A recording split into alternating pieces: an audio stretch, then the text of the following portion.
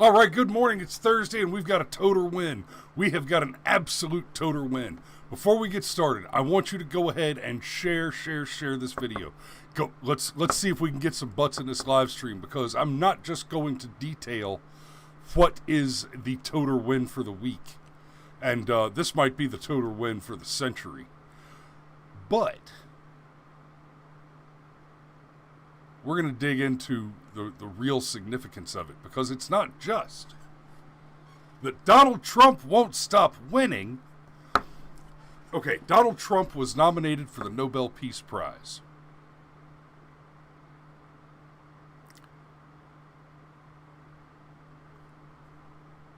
Okay, that's huge. That by itself is awesome. But we're going to get into a little bit of why that's a legitimate nomination, unlike the history of them. Okay? Yeah. So buckle in, and y'all go ahead and share this. Let's get some butts in the seats. When this guy so much sack, he protect, he attack. This why no more homo erotic rocket ranches. Got it? Got it. Oh jeez.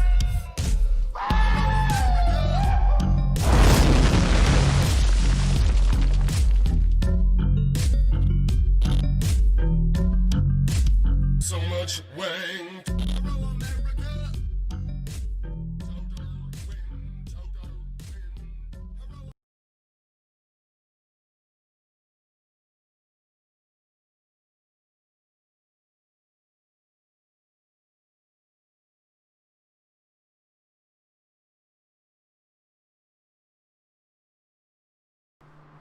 Okay, so we actually have to go to Fox News on this one.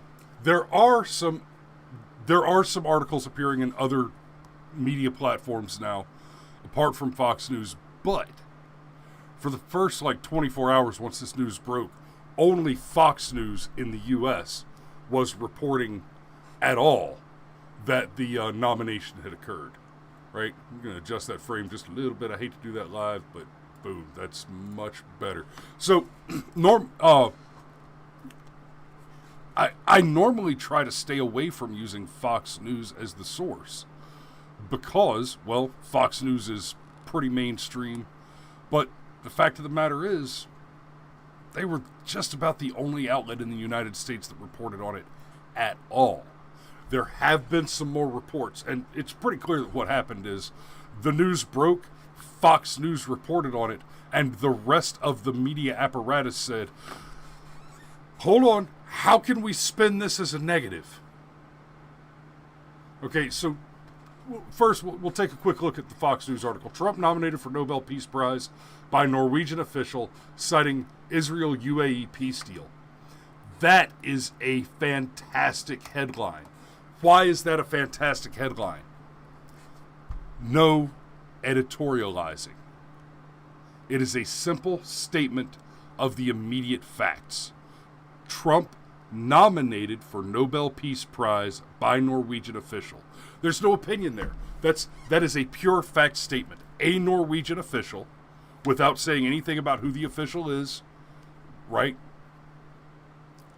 The closest thing there is here to an opinion is citing the Israel-UAE peace deal. And the reason I say that's close to an opinion, the statement citing Israel-UAE peace deal, the official who nominated Donald Trump cited the Israel-UAE peace deal. So it is the opinion of the official that the Israel-UAE peace deal is a sufficient condition of winning the Nobel Peace Prize.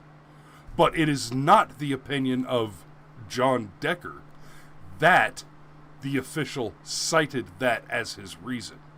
So this is a pure fact, no editorializing headline. That doesn't guarantee the pure fact state of the rest of the article, but for a headline, that's a total win by itself. Bring them on. And I'm getting a warning here from YouTube that says it's not receiving enough video to maintain smooth streaming. So y'all hit me up in the comments if it starts getting jerky. My broadcasting software says it's 5x5, so there's a hiccup in the line somewhere. So let me know if I start breaking up or fail. Anyway, so we look at looking at this article, let's not forget, this is the second time Donald Trump has been nominated for a Nobel Peace Prize. Okay, so this is a no joke type of situation.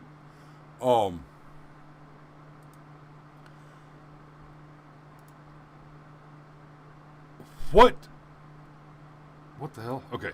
What Trump has been nominated for is bringing peace to the Middle East. Let's not forget this. It's not just the Israel-UAE peace deal.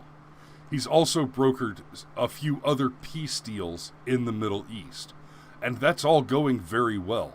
It's going so well, in fact, that unlike when Obama made promises that he never delivered on, promised he'd bring the troops home, end all the war in the Middle East, and all that, and instead dramatically increased the number of drone strikes and the killing of U.S. citizens with drone strikes, the assassination of U.S. citizens. And hey, look, most of the targets that Obama struck were legitimately terrorists. But we do have rules of engagement that protect U.S. citizens, even the worst U.S. citizens, differently than other types of enemy combatants. And of course, the Obama administration, they just execute anybody they wanted to and then declare them an enemy combatant after the fact, which was made possible by Bush's work and Clinton's work before him. Americans are not smart on foreign policy. The average American voter is relatively uneducated on foreign policy for one very important reason.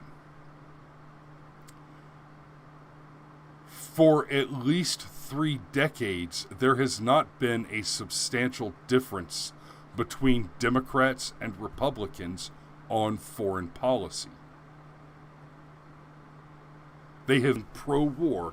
The whole political apparatus has been explicitly and aggressively pro-war for a very long time. Oh, come on, stream. Pick back up. There you go. Okay. The whole apparatus has been pro-war for a long time. Now, prior to Bush Jr., prior to W., it was the Democrat Party that was the war party. Go back through history, and almost without exception, every time the U.S. has gotten involved in a foreign conflict, it has been helmed by a Democrat president. Almost. I think all of them. And, I mean, God, go back to Nixon. Nixon walks in and throws himself on his own sword to get us the hell out of Vietnam. Oh, and yeah, this whole we might get into, if we have time toward the end here, we might get into this whole thing with Woodward dropping a character assassination on Donald Trump, because let's not forget the Woodward Bernstein reporting on Nixon that got him almost impeached, forced him to resign in disgrace, which he should not have done. Guys, Nixon was Obama-gated.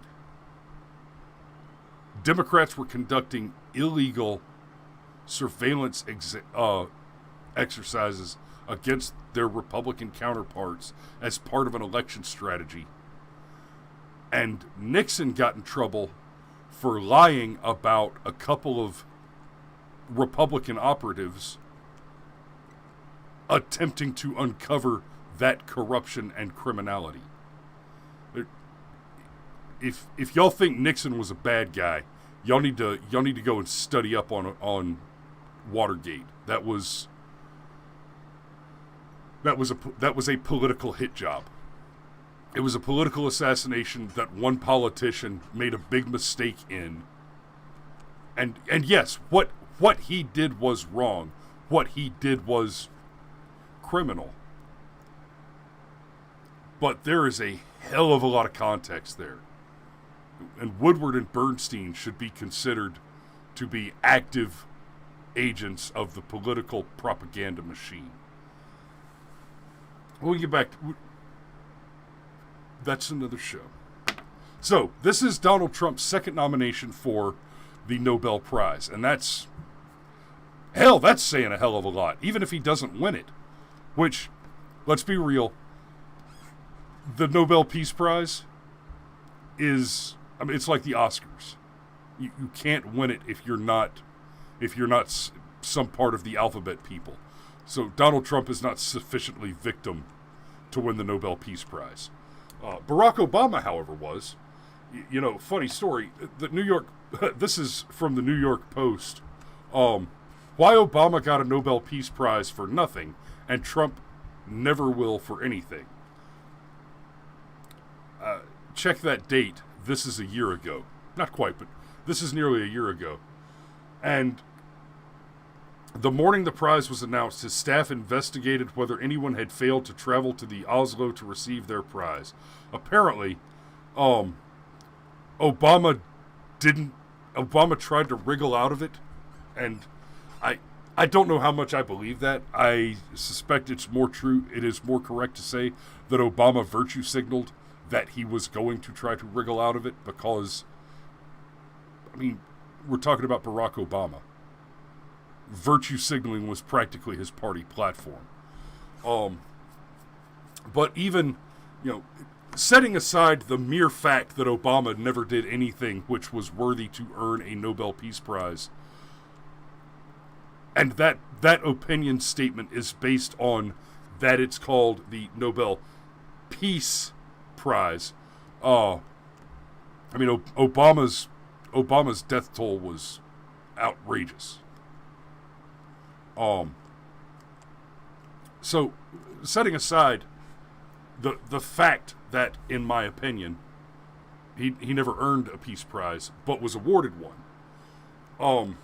The facts on that matter are that he was literally awarded a Peace Prize on the expectation that his rhetoric would somehow be helpful toward the eventual goal of seeking peace at some point in the nebulous and undefined future.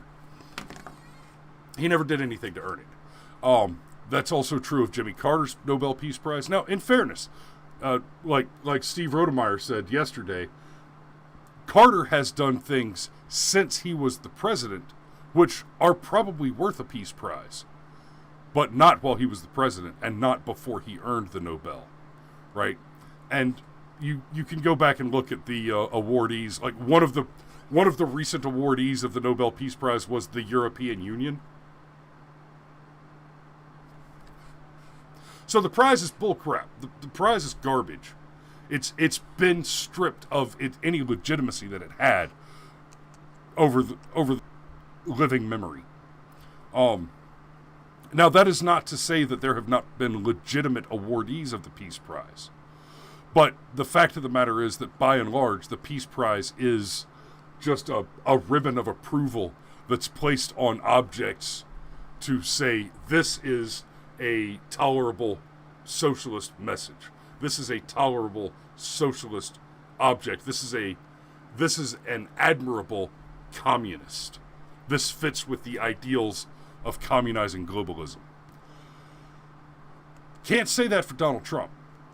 What you can say for Donald Trump is that he is the first president in living memory to have a foreign policy that is significantly different than either party's foreign policy in living memory, and by staggering contrast to all of those, effective.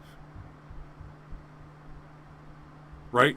We're talking about a guy who's gotten flack from the left because he was told how many civilians would die in a bombing run and said, well, then we're not going to do that. Right? no, we're also talking about a president that oversaw the first Moab in a period. I'm actually not sure on that. I don't remember if it's the first Moab that we ever actually used tactically, or if it's the first Moab used in X number of years. I'll have to go look at that again. But at any rate, the first Moab that most people have ever seen video footage of actually being used to change the course of war. And God, I could not have stood up and applauded harder for that one, by the way. When I was in Afghanistan, there was a prison that we put our bad guys in. If I got them back alive and we got them interrogated, there was this one prison that we sent most of them to, and while I was there was a jailbreak where the enemy had used tunnels, because in the spirit of cooperation, the UN and all those globalist organizations with which the United States is still, to our great detriment, cooperating with, had us doing this cooperative mechanism activity whereby we would deliver our captives, when we were done with interrogation, we would deliver them to local authorities to be incarcerated, where most of the prison guards were local nationals who were still loyal to the Taliban. So we would take Taliban and Al-Qaeda operatives and stick them in this prison where the prison guards were their buddies, were their allies, and they just let it happen. The tunnels got dug up under the prison and everybody got out at one point. Those are the tunnels that Trump bombed. And the Moab, the way the Moab was done, that's the only way we should fight war at all anymore. They flew over and dropped leaflets, hey, there's going to be a Moab, you should move. And then they dropped the Moab. We should not do there should be no other war activity. That should be our entire military apparatus right there. All right, bring the troops home. Let the world do the world, and when the world starts doing the world badly and it affects America directly, drop some pamphlets, drop a Moab, and call it a day. It's nice and easy. Nobody has to get hurt, and nobody ever doubts the severity of misconduct. I would actually go so far as to say that the Moab incident under Donald Trump goes in the plus column toward justifying the winning of a Nobel Peace Prize. And if you disagree with that statement of opinion, that's fine. You're entitled to your opinion, but you hold the contra opinion precisely because you don't understand what is happening in the Middle East. You don't understand the difference between Al-Qaeda and the Taliban. You don't understand the true horror of the monsters that we're fighting over there. Not to say we should still be fighting over there, or even to say that we ever should have been fighting over there. I've got a video coming out soon. I'm going to make the case that the entire global green movement is pro-war. Because the whole point is to try and prevent America from becoming fuel independent, precisely because the military-industrial complex and the eternal war activity is best fueled by making oil a rare commodity to America, which must continue to receive oil because we are the engine of the economy, of the global economy. And if Americans don't stay rich and happy and keep buying garbage from foreigners, then the foreigners will starve to death and America will have to become more independent of them.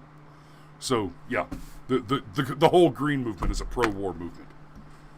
Like, I don't just mean that they like war, that they're interested in it. I mean that they exist exclusively to foment the continuation of war.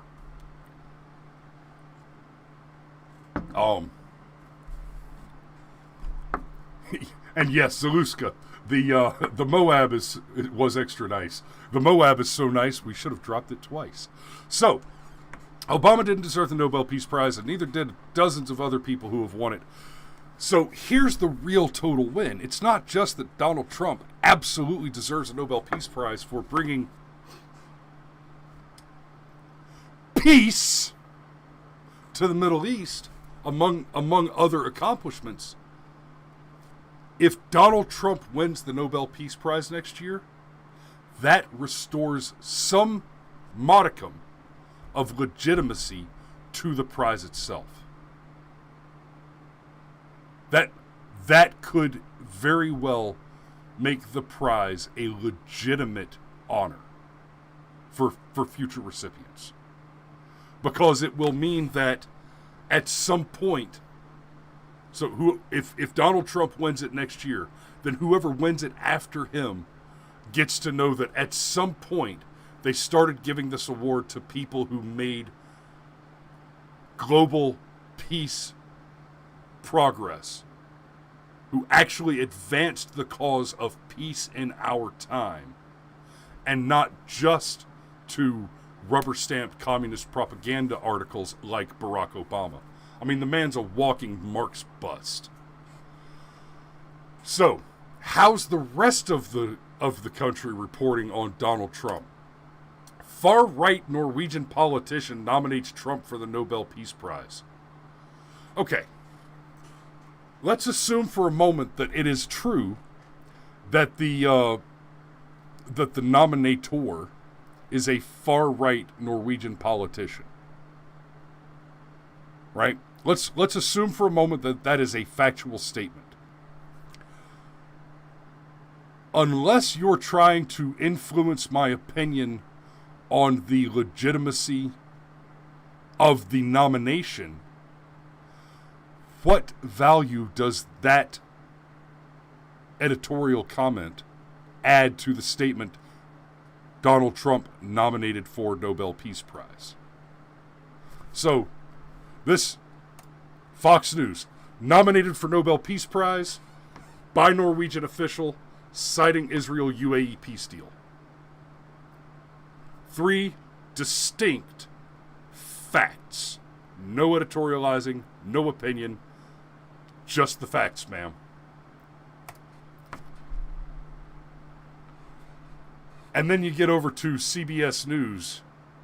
They can't even get the facts out before they started editorializing. Copenhagen, Denmark. A far-right Norwegian lawmaker said Wednesday that he is nominated President Donald Trump for the Nobel Peace Prize for his efforts in the Middle East. You're not even going to tell me his name yet? Yeah, okay.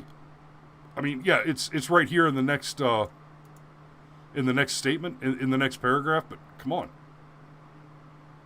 But you gotta lead with that. You gotta lead with that pigeonhole. You gotta lead with that identity politics crap. Okay. So right off the rip, let's see. Who are you? What's your name? Oh, I don't even get a byline here. Where's my byline? First published September. Wow. Associated Press contributed to this report. There's no byline here. Wow, you staggering coward. Can't even put your name on this? Okay. So, Christian Tybring-Gjedde, a member of the Norwegian Parliament for the far-right Progress Party. The far-right Progress Party. Is this like how Zimmerman was a white Hispanic? Nah. For a peace agreement between the United Arab Emirates and Israel, which opens up for possible peace in the Middle East. So, no matter how Trump acts at home and what he says at press conferences, he has absolutely a chance at getting the Nobel Peace Prize, Tibring Yeb told the Associated Press. He retweeted a link, says thank you to the Jerusalem Post. Yes, the Jerusalem Post, of course, wrote an article.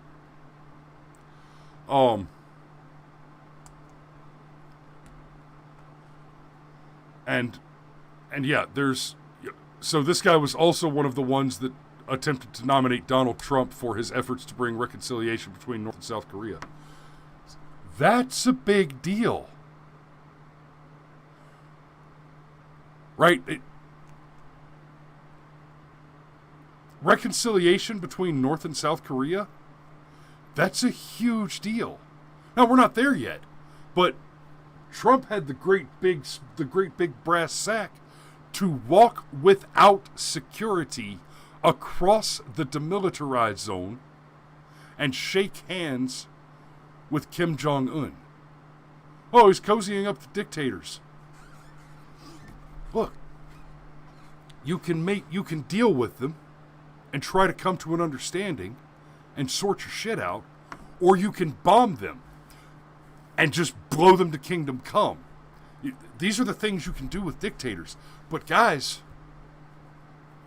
and if a Democrat happens across this video, I hope you hear this loudly and clearly. You have to pick one. You know, I mean, the Democrat basic plan, the Democrat platform is always that we're going to have it both ways. You know, when women are strong and independent and should have equal opportunities in the workplace, but also women are always victims and should always be believed and never lie no matter what. You know, both of these things can't be true. But when you're talking about the situation with the dictators, where you either need to deal with them, as in engage in diplomatic activities to attempt to make agreements and deals so that at least we are not harmed by their bad activity, and more hopefully, we improve the lot of their people and get them to back up off of that whole totalitarian, Democrat, the Democratic People's Republic of North Korea. There's a reason that all of our enemies share that title line. Or you have to bomb the shit out of them. This isn't the usual Democrat have it both ways. This is one where you can't have it neither way. It will be one or the other. It must be one or the other. Now, if given the available options, you either have to deal with him or you have to eliminate him. And sure, elimination can be surgical, assassination, what have you. Okay, great. But show me a third option. Because your options there don't include do nothing. We've seen what do nothing does. It creates the mess that Donald Trump has been trying to clean up since he was elected. A mess that didn't have to be there, but a mess that is there because rather than do one of the two things that's available to them, Barack Obama, George W. Bush, Bill Clinton, and yes, George H.W. Bush just kept stroking him a check. Now, in fairness, until the tail end of the Obama years, they were stroking a check to Kim Jong-un, not Kim Jong-il, not Kim Jong-un. Kim Jong-sun, Kim Sung-un, Kim Jong-il, Kim Jong-un. The great leader, the dear leader, and the brilliant comrade. Yes. So, thinks borders exist and the EU, Germany, should run everything. Yeah. Yes. That's correct, Zaluska. That's what it means to be far right in Europe, is basically you're blonde.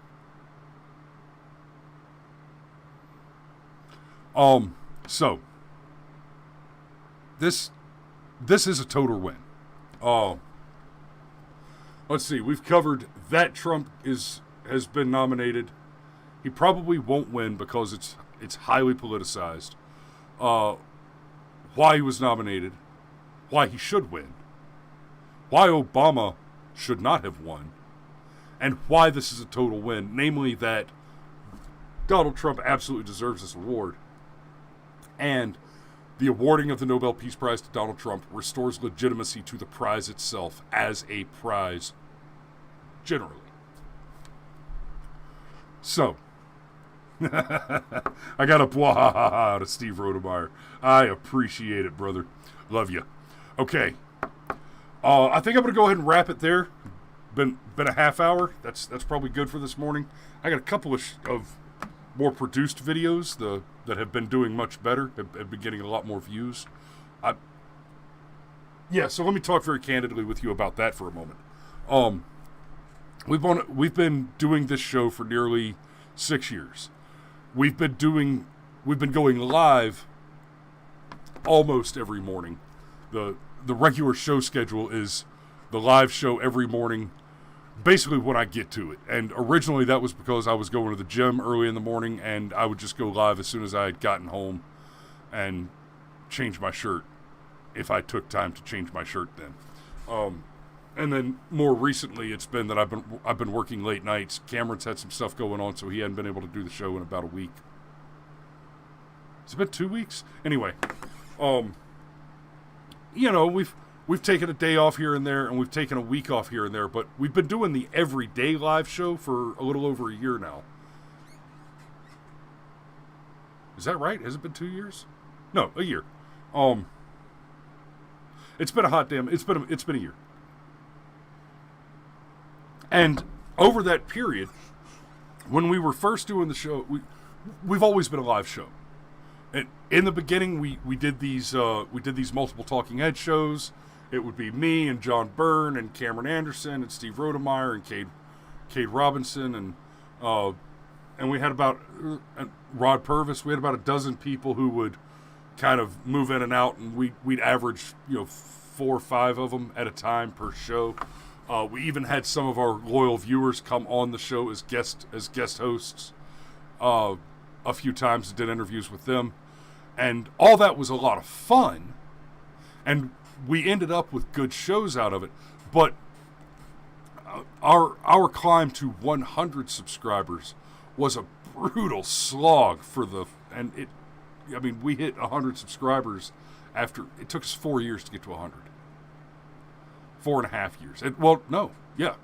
At the beginning of this year, we had barely broken 100 subscribers. And then the Rayshard Brooks incident occurred. And I made the produced video, not a live video. I produced a video about Rayshard Brooks entitled The Ballad of Rayshard Brooks, which I'm sure most of you have seen by now. Statistically, it's improbable that if you are watching this live stream, you have not also watched The Ballad of Rayshard Brooks. But The Ballad of Rayshard Brooks went by the numbers, the definition of viral at our level of production, because we were such a small channel, barely more than 100 subscribers at the time. I dropped the Ballad of Rayshard Brooks video, and it got almost 600 views in the first couple of days, and almost immediately generated 30 or 40 new subscribers. Got us up over 150. And then a few weeks later, what was the next one? What was the next one that did that? Oh, when the title of the video is "This Is Not a Drill." Richard Spencer has endorsed Joe Biden for president. That video also got well over 500 views in the first 24 hours, I think. And off of that video, we bumped up to just over 190. And then, over the weeks after that, we rapidly crossed the 200, and now we're sitting at around, I think we're at 204 now, or 203 now. I think we just lost a subscriber, and you notice losing one subscriber when you've only got 204 of them. But Zaluska the Slav has already promised me that he's going to go door to door with a toaster and a bed sheet and discover who that lost subscriber is. I hope the recovery process is messy and effective. I'll check out the memes you sent to the Facebook Messenger too, Zaluska. That's excellent. So, in that spirit, I'm going to be doing more and more of the more heavily produced videos, and I need some help from you guys. Let's get this thing really burning. You're gonna see some changes tomorrow. This background is not going away. It's changing. It'll be a lot prettier Monday morning, and I'm setting up. I'm building a new set. It's actually over there, but I'm building a new set, modifying an existing set. Y'all may remember for some time we did the show from this big recliner couch. That set piece will be on the new set, but I'm building a new set over there, and that will be exclusively for the Bookfire Mind Club videos. So I can't wait to start doing those for real. And I hope that you will share these, and yeah, that sharing the video helps a lot, because we are not the kind of content that YouTube wants you to see. We are not the kind of content that Google wants you to see, especially going into a presidential election where the information apparatus is actively opposed to you having information to help you make an informed choice, because they have chosen who you should vote for, and that who is Biden. They have decided that you should vote for Joe Biden, and are going to do everything they can. And this isn't the conspiratorial capital T nebulous they. I did say Google and YouTube. You can add to that Facebook, Twitter, etc. External to those are Parler, Minds.com, BitChute. They apparently don't care. Well, Parler wants you to vote for Trump. Minds.com probably wants you to vote for Trump.